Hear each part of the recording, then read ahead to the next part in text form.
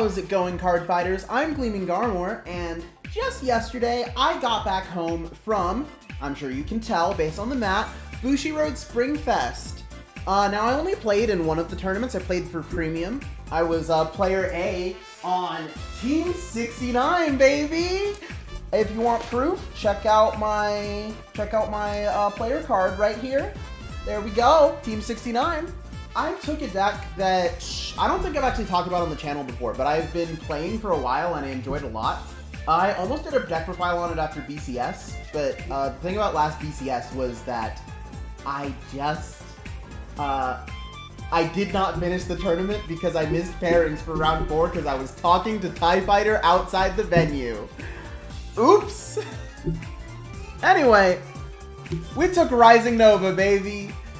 Rising is a deck that has a killer first stride turn, but also can very easily combat ride down decks by simply riding up and doing a multiple Vanguard attack combo that adds cards to your hand while doing so. So let's start from the bottom. Our grade 1s. We're playing 3 different kinds of grade 1s in the deck. We're playing 4 Ambush Dexter, 3 Reckless Express, and 3 Acrobat Verdi. Verdi is the grade 3 searcher for the deck. He searches for a grade 3 spike, and then he gains +5 if you've called a card by an ability. Ambush Dexter is an important staple of the clan. You pretty much can't play this deck without Ambush Dexter. There's no variant that doesn't play it. Or when you ride him, you discard a card to draw a card, but when he's placed on rearguard, you can counterblast 1 and you put a grade 2 or greater rearguard into your soul, and you fetch 2 cards from your deck with the same grade. This is going to be the start of a trend where, essentially, you play a lot of cards, you play a lot of, like, singletons and cards that are just generally good to call during the battle phase, because you can fetch any of those cards from your deck through various means. It leads to a lot of very free-form combos that mean that you definitely have to take a lot of time to learn how to play the deck if you're going to make anything work. But then the last grade 3 we're playing, or the last grade 1 we're playing, is one that is in and out of a lot of lists. It's Reckless Express. When he's placed on Vanguard, you can Soul Blast 1 to check top 7 and call a normal unit as rest. If he's placed on Rearguard, you can do that by counterblasting 1, and also at the start of the main phase, he can put himself into the Soul to call a Reckless Express from the deck. So you very, very, very rarely use the counterblast cost. In fact, it never came up in testing, but it did come up one time in the actual event. There's 2 particular cards that you really want to find off of Reckless Express. There's High Speed Bracky and Agile Fullback, both of which we're playing at 3 copies in this deck. When Bracky is placed, he gains 10k, and at the start of the main phase, he can go into Soul to fetch another Bracky from the deck. And when Fullback is placed in the center back row, he can attack from there, and if he's placed by an ability, he gains 10k. And at the start of the main phase, he goes into the Soul to get a Fullback from the deck. Both of these cards are highly relevant because, for example, let's just say I ride Reckless Express, I use his skill, I Soul Blast out my starter, I check top 7, I find Bracky. If I'm going second, I can then put the Bracky into Soul to immediately call another Bracky from the deck and attack for 20k on grade 1. Our grade 2 ride target is Adorbs per Morona. Rona is a grade 2 that says when she's placed on van or rear, you can counterblast 1, and you search your deck for a grade 3 and call it out. And also, if she's in the same column as a grade 3, she gains boost. So there's a couple of grade 3s you get with this. First of all, I want to talk about the bread and butter grade 3 that you're pretty much going to get most of the time. Demonic Lord Dudley Lucifer. Dudley Lucifer, when he's placed by an ability, Soul Blasts 1 to countercharge 1. He also has a second skill that activates on Vanguard, but since I'm not playing the rest of the Dudley package in this list, it's almost entirely irrelevant. And then the grade 3 that I snuck in after seeing a couple of people playing it is Cool-Headed Executioner Mikini.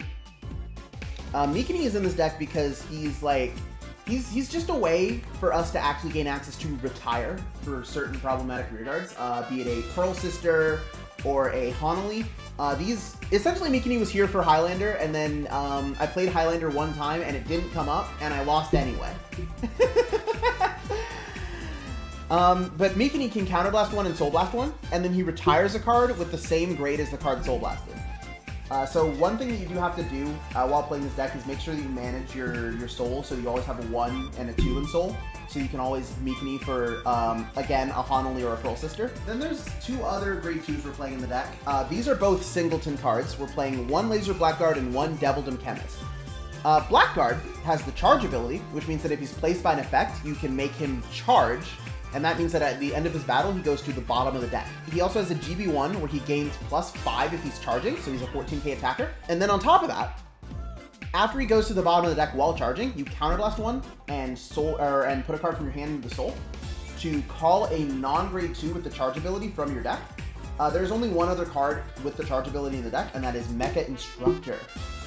Instructor is a grade 0 stand trigger who also has charge, and then when he's put to the bottom of the deck, you put a card from your hand into the soul, and you bind a rear guard and call it back out.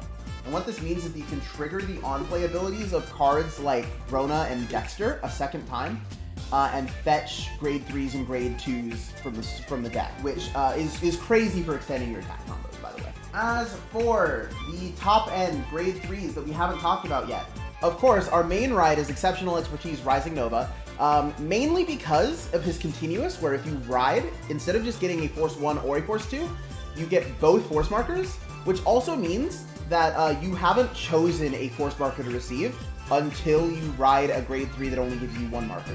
So if I ride Rising Nova first and I get Force 1, Force 2, and then later on I ride Maximum, and I see that, like, oh, what I need here is just a little extra power on this column, I can go, oh, here's some power. If I'm like, oh, I need to make sure both of these columns are lethal, means go crit over here. And that choice is not made until I ride a new grade 3. Rising Nova's second skill is that he can Soul Blast 1 to copy the abilities of 2 of your grade 3 rear guards. It came up in testing that you can actually copy 2 grade 3 rear guards with the same name. So because we were playing 2 Max, once I did have to copy Max twice and just go 2 drive, 1 drive, 0 drive to try and win the game. But what we're usually going to do is copy the skills of Juggernaut Maximum and Avaricious Demonic Dragon Greedon, which means that we get to restand our Vanguard 2 times in exchange for 2 columns worth of rear guards. But if you remember, there's a certain card in this deck that gets to attack from the back row. So if we slap one of those behind the Vanguard, we can go, if we slap one of those behind the Vanguard, and we put 2 guys out here, we can go attack with Rising for 23-2 crit, put these rear guards into the soul to restand, and then attack with this for probably 20, because we probably place fullback by fullback skill, and then swing 23-2 crit, check 2 more drives, Soul Blast 3 to stand the column, and then go 23-2 crit 1 drive, and then another 20. And that is usually enough to push key pieces out of your opponent's hand if you went first, or if they rode down. Especially if they rode down, because then they can't use Field Guardian. We are playing the 1 Elementaria Sanctitude. I consider this card pretty relevant. It saved my ass a lot of times, just not having to drop a card for a PG. It's so important. But as far as triggers, we're on 4 of the Stride crit, and then 1 of the Into Soul crit. Of course, post-history collection, this will be a Liar Lips, simply because sometimes we'll damage check it and draw a card. It's just an extra draw trigger to play in the deck. Then we're on 3 Cheer Girl Maryland, because we were playing Elementaria, so we need to be on only 3.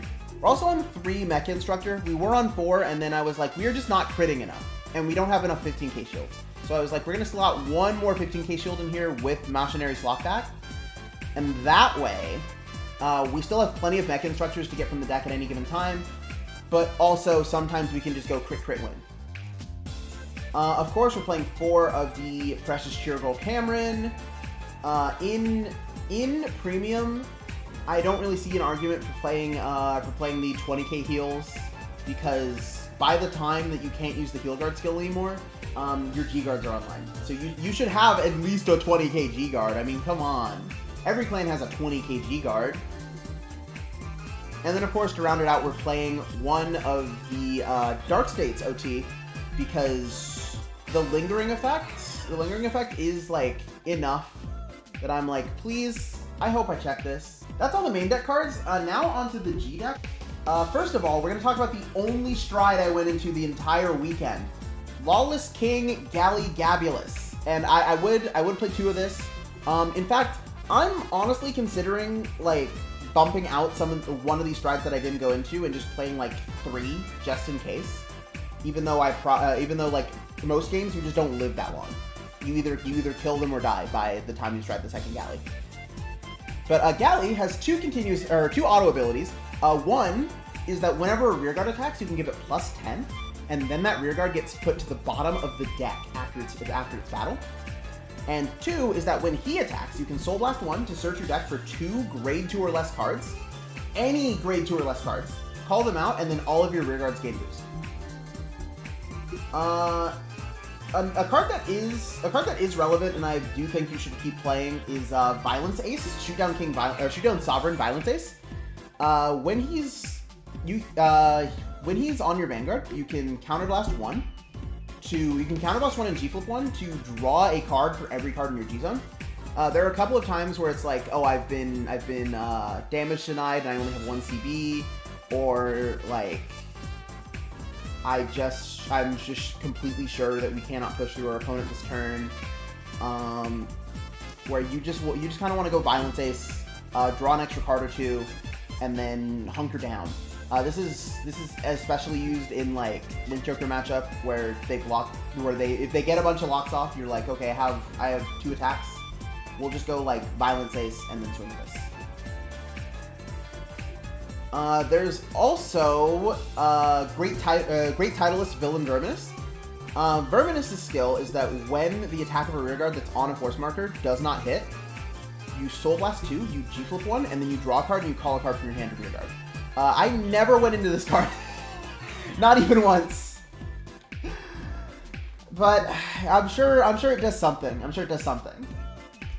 Especially if you're like... So here's the thing. You can get a lot of soul on your Galley turns because you're putting cards into soul with Dexter and with fullback. Like, you get a lot of soul. So there's sure to be a situation where, like, if you live and you're like out of pieces in deck but you've drawn a lot of cards, you can just go okay, we're gonna go Villain Verminous and we're gonna swing like 3 or 4 times with the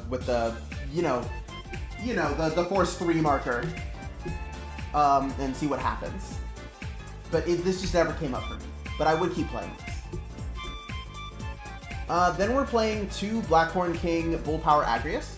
Agrius CBs 1 and flips another Agrius face up. Or is it another Agrius or just another? Yeah, it is another Agrius. And then you choose any number of rearguards. And you bind them.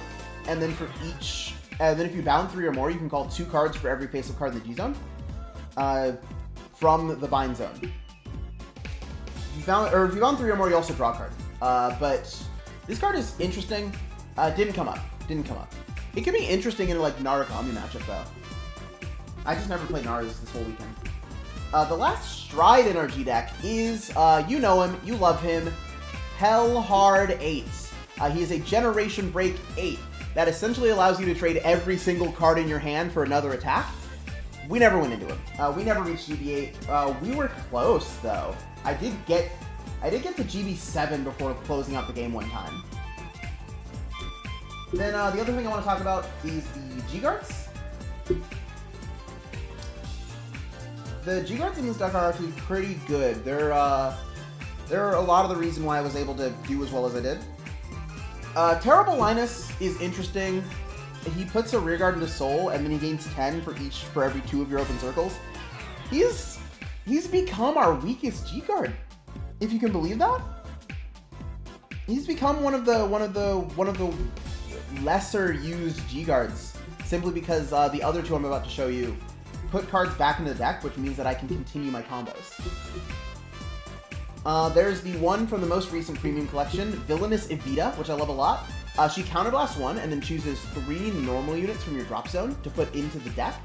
She gains all of their shield, and if you chose a grade 3 or greater card, you draw a card. Or if you chose 1 grade 3 card or more, you draw a card. So I often use this to be a 35k shield and then a draw to try and make sure we draw into more shield Or possibly Stride Fodder, you know. And then the last Spike Brothers G-Guard we're playing is Hecaton Geist. Hecaton Geist puts 3 cards with different grades from your soul or drop zone to the bottom of the deck to become a 25k shield. Funny thing, this card is misprinted. It says power on it. Can I get the camera to focus up? I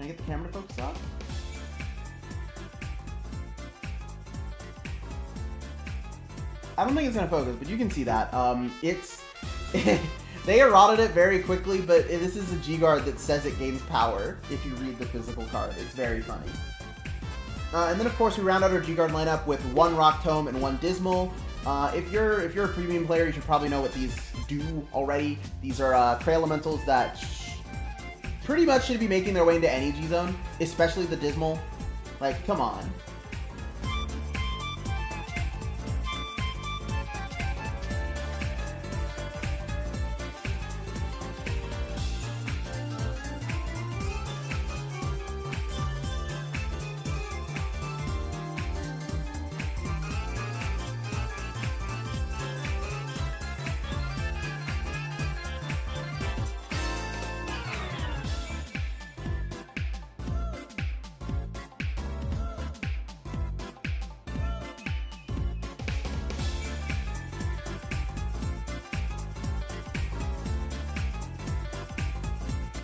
You go stand, draw, pitch for Stride into Galley.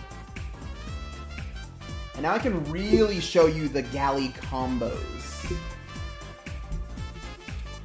So, since we have Dexter Rona, and fullback, we can set up our pretty much bog standard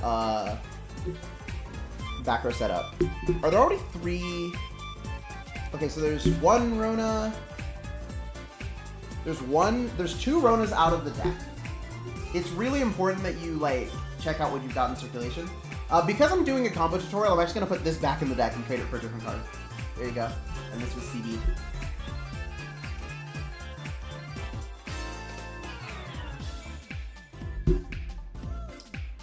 Oh, and this one also because we checked an instructor.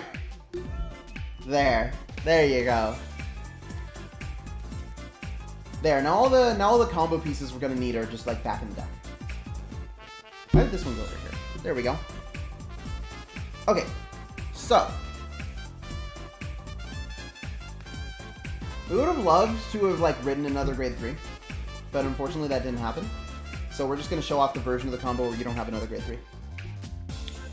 So you call Rona, skill. Use your skill to get a grade 3 from the deck. Put on rear guard. We'll probably just get max. Doesn't really matter.